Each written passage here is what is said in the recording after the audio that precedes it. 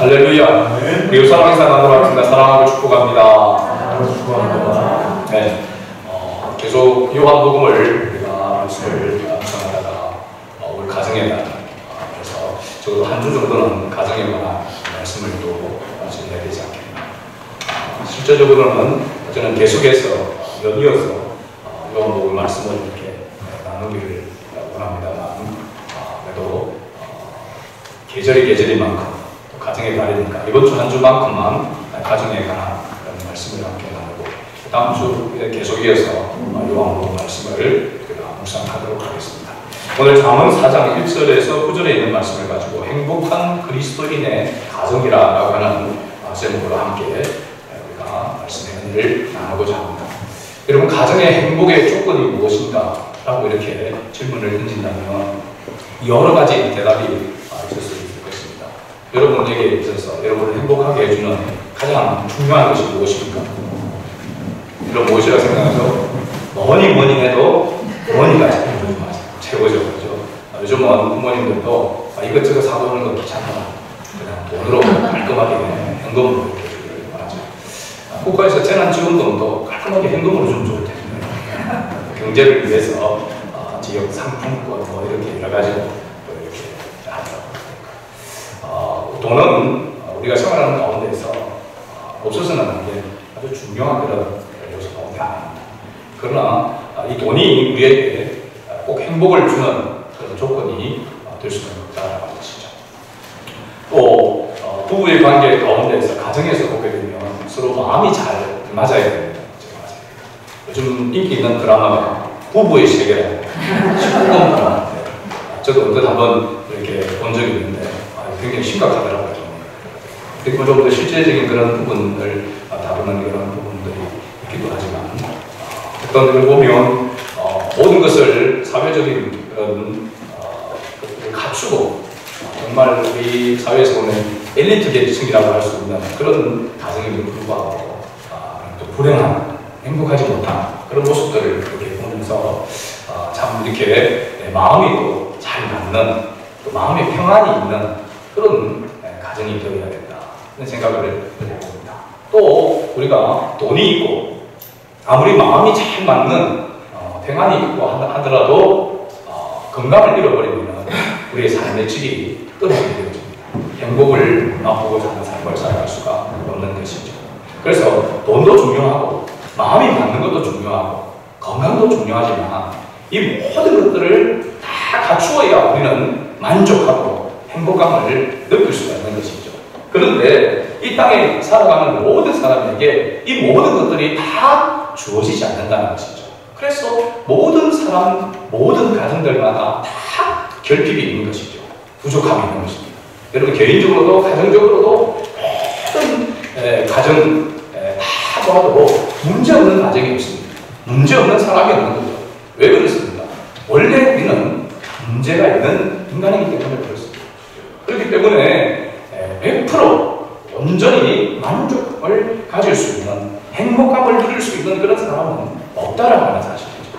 그런데도 불구하고 우리에게 좀 더 편안함과 또 우리에게 즐거움을 주는 것들이 있기 때문에 그것이 우리에게 행복이냐 그것을 추구하며 달려가는 그런 모습들이 우리에게 있습니다. 그러나 우리 그리스도인에게 있어서 행복은 무엇일까? 정말 행복의 조건, 가정의 행복의 조건이 무엇인가? 우리가 잘 아는 신약성경 사도행전 16장 31절 말씀, 여러분 잘 아는 말씀이죠. 가로되 이르시되 주 예수를 믿으라. 그리하면 너와 내 집이 구원을 받으리라. 아멘. 주 예수를 믿으라. 그리하면 너와 내 집이 구원을 받으리라. 예수가 우리의 행복의 비결인 줄로 믿습니다. 아멘. 우리의 삶의 만족인 줄로 믿습니다. 그렇지 않던데요. 예수를 믿는데도 불구하고 불행하고 예수를 믿는데도 불구하고 여러 가지 여러 모양의 그런 결핍이 있고 만족감이 없습니다. 교회를 다녀도 예수를 믿는데도 불구하고 여러 가지 여러 모양들이 가운데서 늘 만족하며 행복한 그런 삶을 맛보지 못하고 있다. 우리 모두가 그렇게 고백할 수밖에 없을 것입니다. 우리의 행복을 그리스도인임에도 불구하고 우리의 행복을 가로막는 장애물들이 있기 때문이죠. 18세기 영국의 유명한 작가이면서도 철학가이신 엘리어트라고 하는 사람이 이런 말을 했습니다. 우리 그리스도인이죠. 이분도 청교도 사상을 받은 그런 예수를 믿는 크리스찬 작가요 철학가라고 이렇게 말합니다. 이분이 말하기를 우리에게 5가지 우리 안에 감옥이 있기 때문에 그 감옥에 갇혀 있기 때문에 우리가 참된 자유, 참된 만족, 참된 행복을 누리지 못한다라고 이렇게 이야기합니다. 첫 번째 감옥은 자기 사랑의 감옥에 갇혀 있다라고 하는 것입니다. 자기 자신을 사랑하면 행복할 것 같은데 자기 욕심대로 살면 또 모든 것이 만족하고 행복할 것 같은데 그렇지 않다는 것입니다.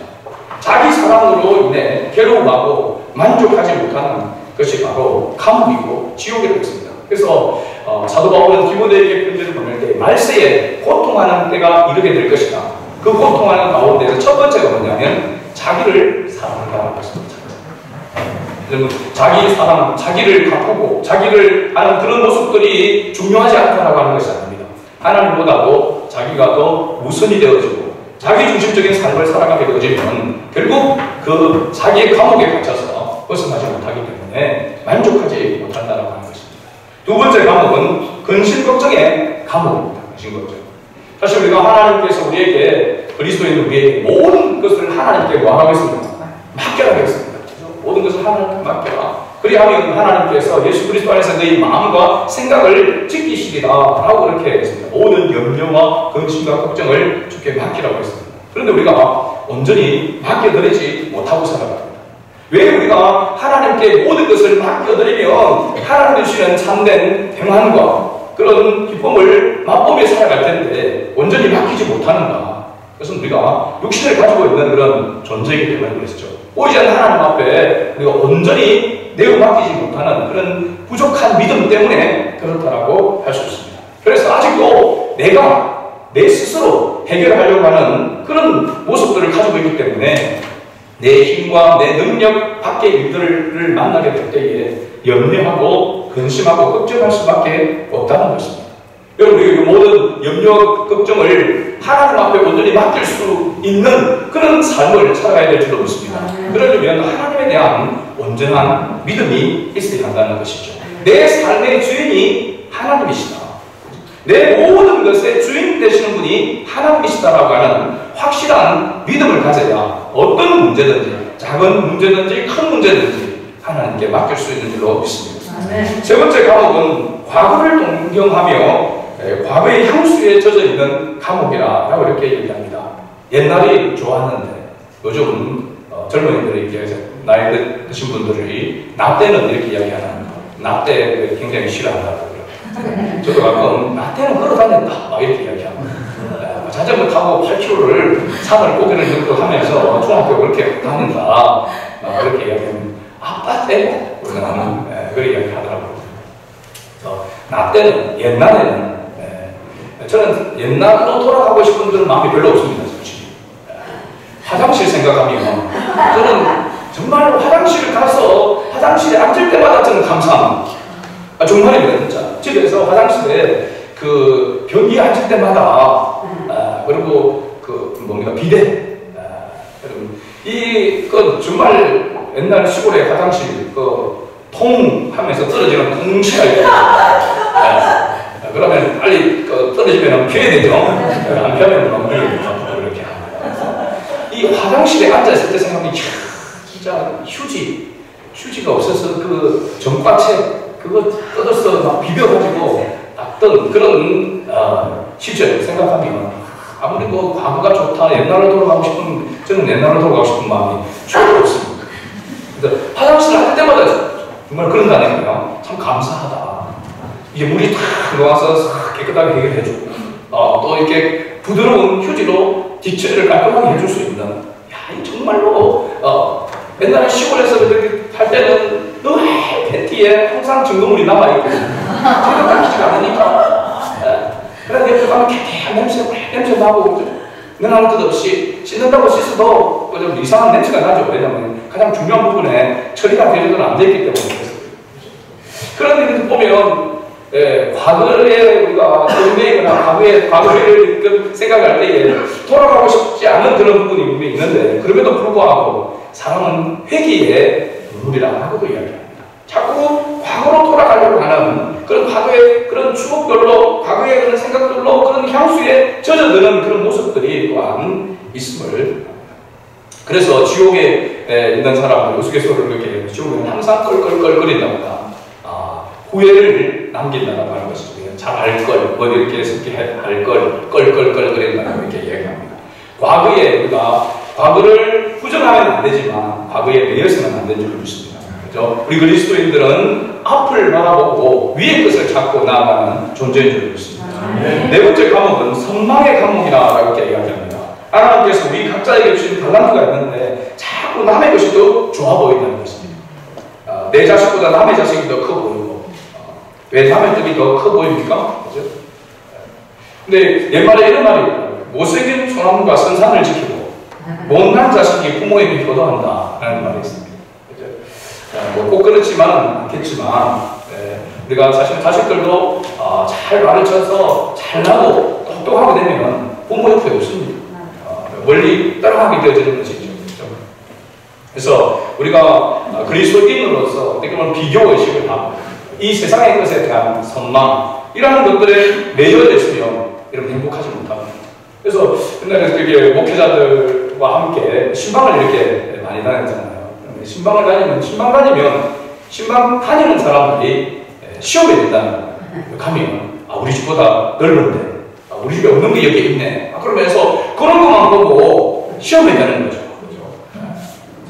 그래서 그런 우리가 비교의식, 그죠? 세상의 것에 대한 그런 선망, 이런 것이 우리를 행복하게 하지 못하는, 만족하게 하지 못하는 그런 감옥이다라고 이렇게 얘기합니다. 마지막 다섯 번째는 증오의 감옥, 미움의 감옥에 갇혀서 산다는 것이죠.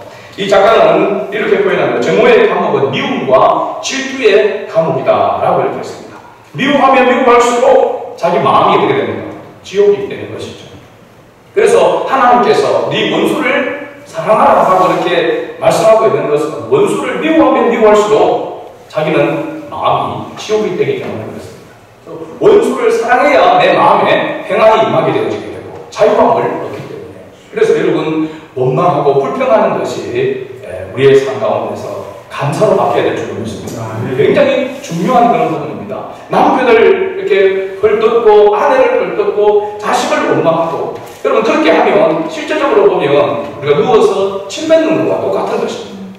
여러분 남편에 대하여, 아내에 대하여 우리가 불평하고 원망하는 것은 그건 자기를 향하여 원망하는 것입니다, 사실. 근데 이게 잘 쉽지 않죠. 항상 부족한 것만 보이고 모자란 것만 이렇게 보여지기 때문에 그렇죠.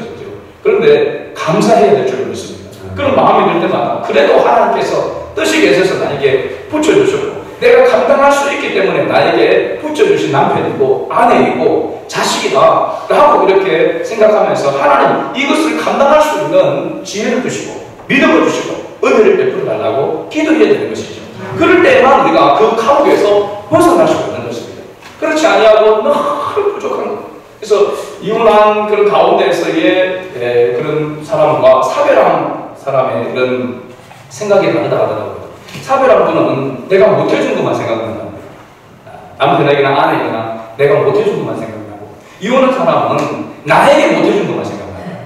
그래서 다시 결혼을 하도 사실은 쉽지 않다는 것이죠.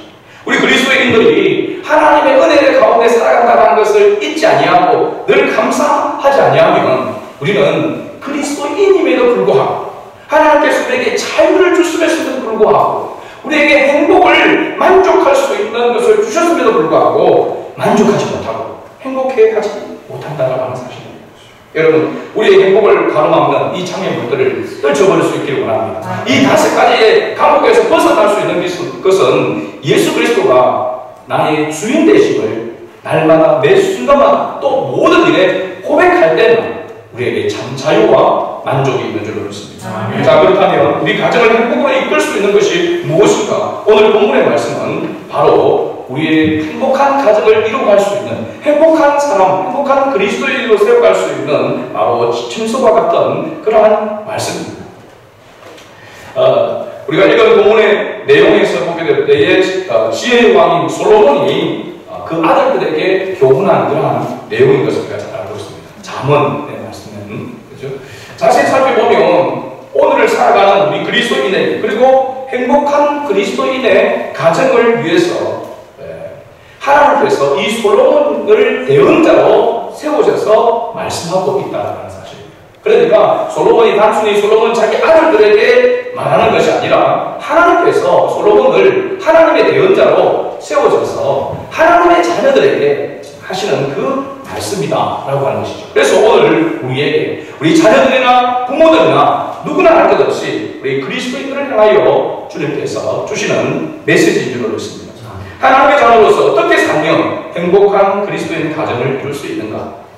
첫 번째는 바로 훈계를 들어야 한다는 사실. 1절 말씀입니다. 사장은 4장 1절 말씀 같이 읽습니다. 아들들아 아비의 훈계를 들으며 명철을 얻기에 주의하라. 여기 아들들이라는 것은 바로 영적인 하나님의 자녀들을 이야기합니다. 그러면 당연히 아비는 누구를 말할까요?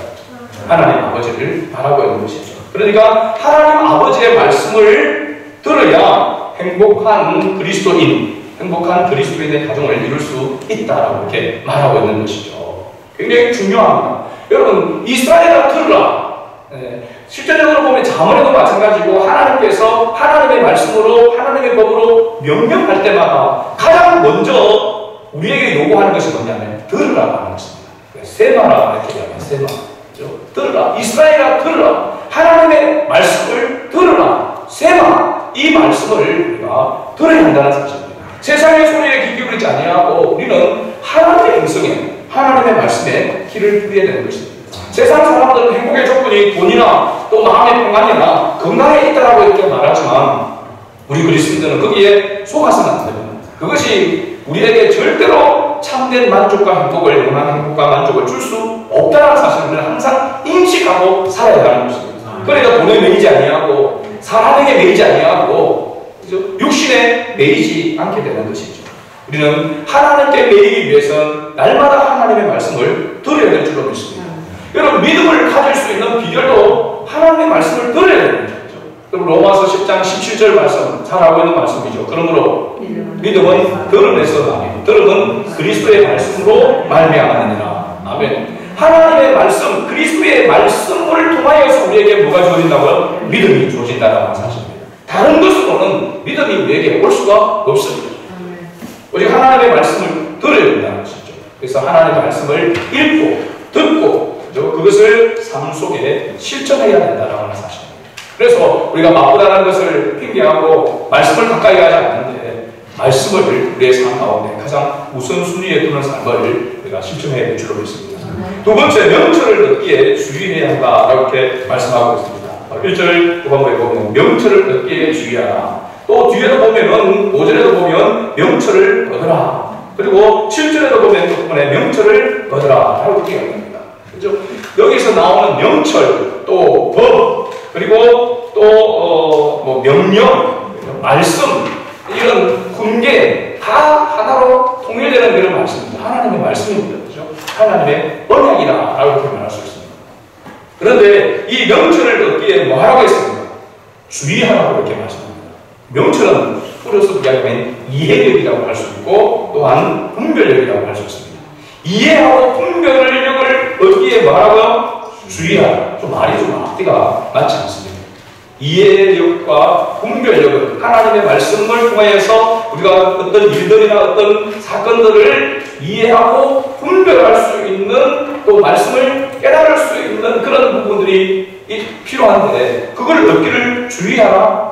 오늘을 보니까 주의하라는 말은 집중하라, 마음을 모으라라고 하는 그런 말씀입니다.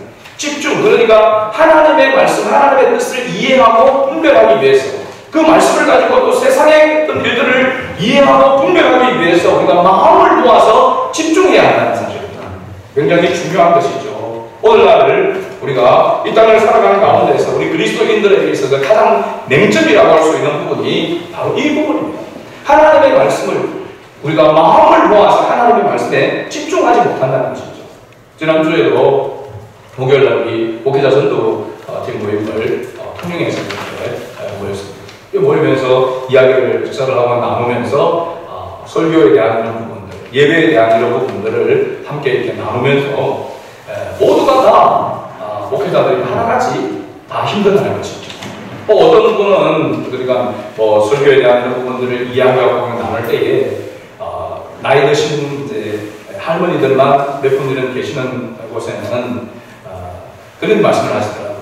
목사님이 그 자유교회 집사님들, 성도들은 목사님이 앞에 서 있는 것만으로 좋아한대요. 그래서 뭔 설교를 하든지 상관없고 그냥 목사님이 앞에 서 있는 것만으로 좋아한다고 그런 말씀을 하고, 그래서 설교에 고민이 있대요. 앞에 서기만 서면 되니까 감사하다라는 생각이 들었습니다. 대부분은 설교에 대한 그런 고민을 하고 하는 그 가운데 성도들이 요즘은 말씀을 전해도 잘 기억하지 않고 잊어버리고, 그래도 몇 번을 반복해서 한 4번 정도를 반복해야, 똑같은 설교를 4번 해야 그 말씀을 한마디 들은 말씀을 이야기한다라고 그런 목사님들이 있었습니다. 총체적으로 보면 뭐냐면 하나님의 말씀에 대하여 묵상하고 그 하나님의 말씀을 실행하는 그런 하나님의 말씀에 마음을 모아서 집중하는 그런 모습이 우리에게 부족하다라고 하는 것이죠. 그래서 오늘은 오전에 설교를 듣고 또 오후에 예배를 듣는 분은 오후에 예배를 듣는 오전 설교 제목도 잊어버린다는 거죠. 그런데 수요일 좀 가면 어떻게 되겠습니까? 전혀 생각 없죠. 주일 오후까지는 다 잊어버리죠. 금요일 기도한다고 이렇게 모이면 그 중간에 없는 것입니다. 말씀을 많이 듣는데 또 얼마나 수시로 또 말씀을 대할 수 있는 그런 매체들이 많습니까? 그렇죠? 그럼에도 불구하고 말씀을 하나로 마음에 담아두고 그 말씀을 붙들고 실험하는, 그래서 그 말씀에 열매를 맺는 그런 모습이 없다는 것입니다. 그래서 제가 이렇게 말씀하잖아요. 주일 오전 설교하는 이 설교로 일주일을 살아내야 하는 것입니다. 일주일을 살아내야 하는 것이죠. 굉장히 중요한 것입니다. 청교도들은 원래 예배를 일주일에 한 번 들었습니다. 어린아이들이고 어른들이고 모두가 다 함께 모여서 예배를 한 번 들었습니다. 일주일에. 청교도들. 우리의 개혁주의의 바로 모델이 되는 청교도들이 일주일에 한 번 예배를 드렸어요. 그런데 한 번 예배를 드린 그들이 왜 삶 속에서 예수 그리스도의 향기를 나타내고 또 순교하는 그런 삶을 살아낼 수 있었는가? 여러분, 그 주리가 한 번 들은 말씀을 일주일 동안 그 말씀을 붙들고 기도하고 그 말씀을 가지고 실험하고 그 말씀을 가지고 삶 속에 실천해내는 그런 모습들이 있었기 때문에 가능했던 것입니다. 우리는 말씀을 많이 듣고 배우지만 그 말씀을 붙들고 실험하는 부분이 없는 거죠. 그래서 제가 올해는 이렇게 이야기하잖아요. 주일 오전의 말씀을 새벽 기도에도 동일한 이 본문의 말씀을 읽고 생각하고 이 말씀을 붙들고 기도하고, 수요일에도 교리를 가르치지만 먼저 하기 전에 주일 이 말씀을 다시 읽고 묵상하고 하는 이 부분이 필요한, 말씀을 많이 들어서 그 말씀대로 살아낼 수 있다면 좋은데 그렇지 못하다면 한 말씀이라도 붙들고 살아낼 수 있는 그런 모습이 필요하다는 것이죠. 그래서 명철을 얻기에 주의하라고 하는 것은 우리가 하나님의 말씀에 마음을 모아 집중해야 한다는 사실입니다. 여러분, 이것은 개인적으로 여러분 가정에서 시작해야 될 줄로 믿습니다. 하나님의 말씀을 왜 우리가 사모하고 왜 우리가 하나님의 말씀을 깨달아야 합니까? 하나님의 통치를 받기 위해서 그렇습니다. 여러분, 가정에 하나님의 통치하는 가정이 되려면 하나님의 말씀으로 그 가정이 다스려져야 하나님의 통치가 있는 것이죠. 그것이 바로 하나님의 나라인 것입니다. 천국은 하나님의 통치라고 말씀을 드렸잖아요. 장소적인 개념도 있지만 통치의 개념이 더 강한 것입니다. 그래서 하나님의 나라, 킹덤이라고 이야기를 하고 있는 것이죠. 우리가 우리 땅을 살아가는 가운데 그리스도인으로 살아가면서 우리의 삶 속에서 하나님의 말씀에 의해서 다스려지는, 통치되는 부분이 없다고 한다면 하나님의 나라와 거리가 먼 것입니다. 우리가 하나님의 말씀을 집중해서 그 말씀을 붙들고 이해하고 분별하여서 삶 가운데 실천함으로 말미암아 하나님께 영광 돌리는 그런 삶이 될 수 있기를 바랍니다. 세 번째는 하나님의 법을 떠나지 말아야 된다고 말씀하고 있습니다. 비슷비슷한 말씀이지만 왜 하나님의 법을 떠나지 말아야 되는가? 그 이유가 무엇인가? 아비의 훈계와 명철이 선한 도리이기 때문이다 라고 이렇게 말하고 있습니다. 여러분, 2절 말씀을 같이 읽겠습니다. 내가 선한 도리를 너희에게 정하노니 내 법을 떠나지 말라. 하나님의 법을 떠나지 말아야 되는 이유가 뭐냐면 하나님의 법이 선한 돌이기 때문에 떠나지 말아야 된다라고 이렇게 말씀하고 있습니다. 그러면 이 선한 돌이라고 하는 것이 무엇인가? 그 의미를 보니까 여호와를 경외하는 것이다 라고 이렇게 말합니다. 여호와를 경외하는 것이기 때문에 하나님의 법을 떠나지 말아야 된다. 하나님의 법을 떠난다는 것은 여호와를 경외하지 않는다라고 하는 것이죠. 그래서 하나님의 법을 붙들어라, 영천을 얻기를 힘쓰라 라고 이렇게 말하고 있는 것이죠. 하나님의 이 선한 법을 떠나게 되면 어떻게 된다라고 말하고 있습니다. 그러면 4절 말씀을 같이 읽도록 하겠습니다. 아버지가 내게 가르쳐 이르기를 내 말을 네 마음에 두라, 내 명령을 지키라, 그리하면 살리라. 하나님의 법을 떠나지 아니하고 하나님의 말씀을 지키면 뭐 한다고요? 살다라고 이야기합니다. 이 산다라고 하는 것은 단순히 우리 호흡이 계속되어지는 것을 이야기하고 있는 것이 아니라 하나님과의 관계가 계속해서 지속되어진다라고 하는 것을 말하고 있습니다. 그러면 떠나면 어떻게 되는 겁니까? 죽는 것이죠. 여러분 구약 아모스 5장 6절 말씀 보면 아모스 선지자가 이렇게 말씀하고 있습니다. 너희는 여호와를 찾아라, 그리하면 살리라. 아멘. 너희는 여호와를 찾아라, 갈망하고, 그죠? 마음을 집중해서 그 말씀을 붙들어라, 그리하면 살리라. 그렇지 않으면 그가 불같이 요셉의 집에 임하여 멸하시니 베델에서 그 불을 끌 자가 없으리라. 한마디로 하나님의 법을 떠나게 되면 멸하시고 죽는다라고 이렇게 말하고 있는 것입니다. 우리가 하나님의 말씀을 둥지고 하나님의 말씀과 상관없는 삶을 살아가는 것은 하나님과의 관계가 끊어지는 것이다. 하나님과의 관계가 멀어지게 되는 것이다. 그러면 하나님의 통치를 맛보지 못하기 때문에 우리 안에 참된 만족과 행복이 있을 수가 없다는 것입니다. 여러분 자녀들의 마음에, 여러분들의 마음에 하나님의 법이 떠나지 아니라고 머물러 있어야 될 줄 믿습니다. 그래서 마지막 네 번째로 보게 되어지면 하지 말아야 할 것을 하지 말아야 한다라고 이렇게 말하고 있습니다. 5절입니다. 같이 읽겠습니다. 지혜를 얻으니 명철을 얻어라. 내 입의 말을 잊지 말며 먹이지 말라. 6절 주방부에 보면 지혜를 버리지 말라. 내 입의 말을 잊어버리지 말며 어기지 말라. 지혜를 버리지 말라. 잊어버리지 말고 어기지 말고 버리지 말라고 명령하십니다. 이유가 뭘까요? 왜 이렇게 잊어버리지도 말고 어기지도 말고 버리지도 말라 이렇게 이야기하고 있는가? 5가지의 우리 하나님께서 우리에게 주시는 조건이 있기 때문입니다. 첫 번째 조건은 바로 6절에 우리를 보호해 주시기 때문이라고 말씀하고 있습니다. 지혜를 버리지 마라. 그가 너를 보호하라. 하나님의 말씀 안에 하나님의 바른 관계 가운데 있으면 하나님이 우리를 책임져 주시고 보호해 주신다라고 말씀하고 있습니다. 두 번째는 우리를 지켜주시기 때문이다. 역시 6절에 보면 그를 사랑하라. 그가 너를 지키리라. 하나님의 보호하심과 하나님의 지키심. 그리고 세 번째는 우리를 높여주시기 때문이다. 이렇게 말씀합니다. 8절입니다. 그를 높이라. 그리하면 그가 너를 높이 들리라. 높이 든다라고 하는 것은 우리가 승진하고 어떤 세상에서 명예를 더 얻고 사람들이 우러러보는 그런 선망의 대상이 되는 그런 높임을 이야기하고 있는 것이 아닙니다. 를 높인다라고 하는 것은 하나님의 자녀다운 모습으로 세운다는 것입니다. 하나님의 거룩한 백성다운 모습으로 세운다라고 하는 것이죠. 그래서 하나님의 법을 떠나지 말고 잊어버리지 말고 어기지 말라고 말씀하고 있습니다. 그 다음에 네 번째로 보면 우리를 영화롭게 해주시기 때문이라고 말씀하고 있습니다. 8절에 보면 만일 그를 품으면 그가 너를 영화롭게 하리라.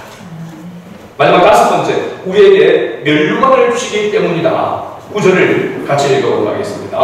그가 아름다운 관을 내 머리에 두겠고 영화로운 면류관을 네게 주리라 하셨습니다. 아멘. 여러분 우리가 하나님의 나라에서 의의 면류관, 영광의 면류관을 얻게 된다 하고 이렇게 말씀하고 있습니다. 그것은 우리가 생각하는 돈 면류관, 이런 우리의 머리에 쓰는 그런 면류관을 이야기하고 있는 것이 아니라 실제적으로는 보면 구원입니다. 구원을 허락해 줍니다. 여러분 우리가 구원이라고 할 때 이 구원은 죽어서 천국 가는 그 구원만을 이야기하고 있는 것이 아닙니다. 이 구원은 우리의 삶 속에서의 모든 삶의 부분에서 하나님의 구원에 내시는 은혜를 말하고 있습니다. 아까도 이야기했지만 염려와 근심에서 건져냄을 이야기하고 있는 것이고 원망과 불평의 늪에서 건져내는 것을 이야기하고 있는 것이고 여러 가지 곤고한 가운데서 외롭고 쓸쓸한 가운데 그 모든 것이 구원입니다. 구원.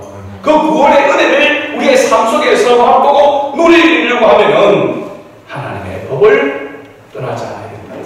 잊어버리지 말고 어기지 말고 버리지 말아야 된다는 것입니다. 이 말은 절대로 하나님의 말씀에 매여 있어야 되지 하나님의 말씀에서 떠나게 되면 안 된다라고 하는 것을 말해주고 있습니다. 여러분 가정에서 여러분 자녀들이 뭘 요구하고 뭘 하더라도 여러분 우리 부모된 우리가 그들의 자녀들의 요구에 거스려서라도 마음을 상하게 하더라도 양보하지 말아야 될 것은 신앙의 교육입니다. 아무리 힘들고 바쁘고 영어 단어 외우기 힘들고 막 그렇게 하더라도 말씀을 읽는 것을 포기하도록 하면 안 됩니다. 성경 읽는 것을 포기하도록 하면 안 됩니다. 우리 주일학교 바쁘도 마찬가지입니다. 하나님의 말씀을 외우는 것, 암송하는 것을 포기하면 안 됩니다. 요즘 바쁘고 여러 가지 이런 모양으로 바쁘다고 다 핑계합니다. 다 바쁜 사람이 없어요. 다 여러 가지 열일을 한다고 다 바쁘다고 얘기합니다. 그래서 하나님의 말씀을 읽을 시간, 그러니 읽을 시간도 없으니 말씀대로 살아갈 건 있겠습니까? 택도 없는 소리죠. 그리고 하나님의 말씀을 지금 이 시대의 사람들이 보면은 어떻게 보면은 무지하는 것 같이 보여지고 미련한 것 같이 보여지지만 지금 이 시대에 가장 정말 중요한 것은 말씀이라고 얘기합니다. 지금 코로나19로 인해 가지고 교회가 진정으로 회복되어지고 정말 교회다운 모습으로 회복되어질 수 있는 그 비결이 뭐냐? 예배를 하고 이야기하고 이야기를 하는데 저는 가장 중요한 비결은 말씀 회복인 줄 알고 있습니다.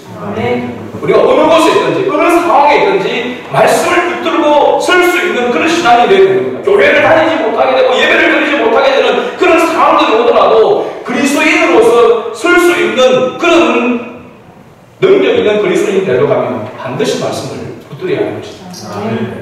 그래서 하나님의 말씀을 가까이 읽기를 힘쓰고 우리 자녀들에게 가르치기를 힘쓰고 그래서 가정예배를 따로 이렇게 오랫동안 못 들어도 적어도 성경 한 장씩을 이렇게 읽어낼 수 있도록 하고 말씀을 배울 수 있도록 하는 이만큼은 양보해서는 안 되는 것입니다. 여러분 우리 부모들은 우리도 아무리 바쁘고 힘든 가운데 있지만 피곤한 가운데 있지만 그럼에도 불구하고 말씀을 멀리하는 것을 금하셔서는 말씀을 가까이 하는 것을 금하셔서는 안 되는 것입니다. 날마다 말씀을 묵상하고 가까이 하는 은혜가 있기를 원합니다. 가정의 날을 보내면서 하나님의 자녀들은 우리는 반드시 행복한 그리스도인이 되어야 되고 그리스도인의 가정을 세워야 될 줄로 믿습니다. 여러분 그리스도인이 행복한 그리스도인의 가정이 세워지는 것은 하나님의 명령입니다. 그리스도인이 행복해지는 것은 하나님의 명령입니다. 행복해도 되고 안 해도 되는 것이 아니라 행복해야만 되는 것이 그리스도입니다. 이런 하나님의 명령이라고 할 수 있습니다. 행복한 그리스도인의 가정이 세워지고 그리스도인으로 세워지는 것. 우리가 마땅히 벗어버려야 될 것들을 벗어버려야 될 줄로 믿습니다.